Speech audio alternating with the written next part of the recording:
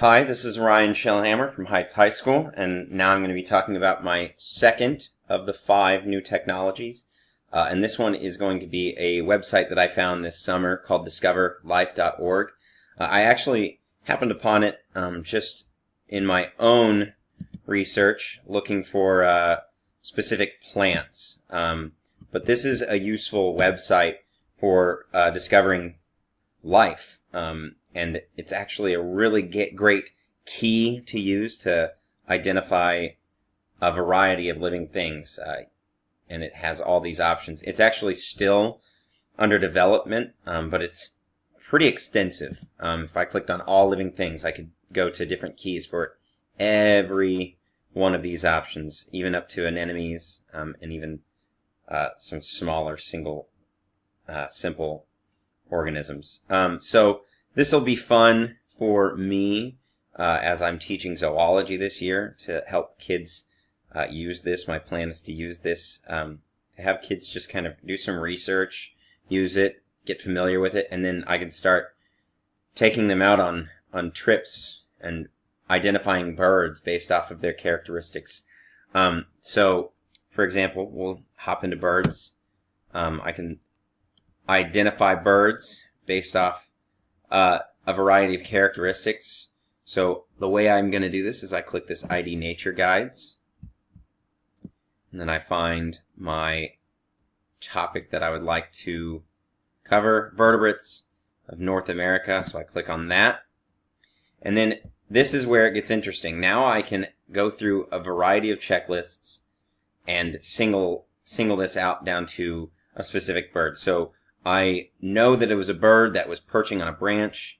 Doesn't look like a duck, a game, a raptor, or any of these others, so I would select that. That's going to single it down to about 617 birds. Then I can look at its head shape. Did it have a little tuft, or was it round? So let's just say it was round. We're doing a hypothetical bird. And then I know it was a certain color. Let's say it was yellow and orange. And then it had a white belly with some light gray, and then looking at its tail, let's say it had a squared tail. So I can go through a certain level of these. If I don't know its main color, then I don't even have to select it. This just helps single it down to a specific bird. And now I can click on any of these searches and it will search for me. And if you notice right over here, it loaded up three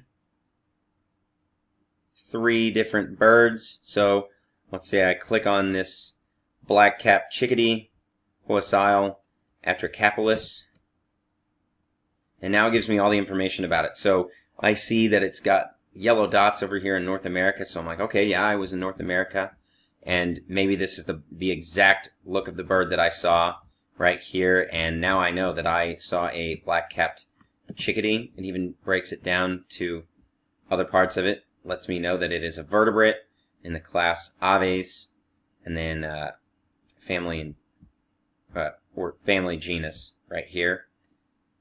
So it's really good. It gives me some external links, some more photos of it in case the top one isn't that good. And all of these are credited to people, so it's pretty fun. And I can look at some more information, some supporting information for all of these. And it's really extensive, like I said. I could go back the other day.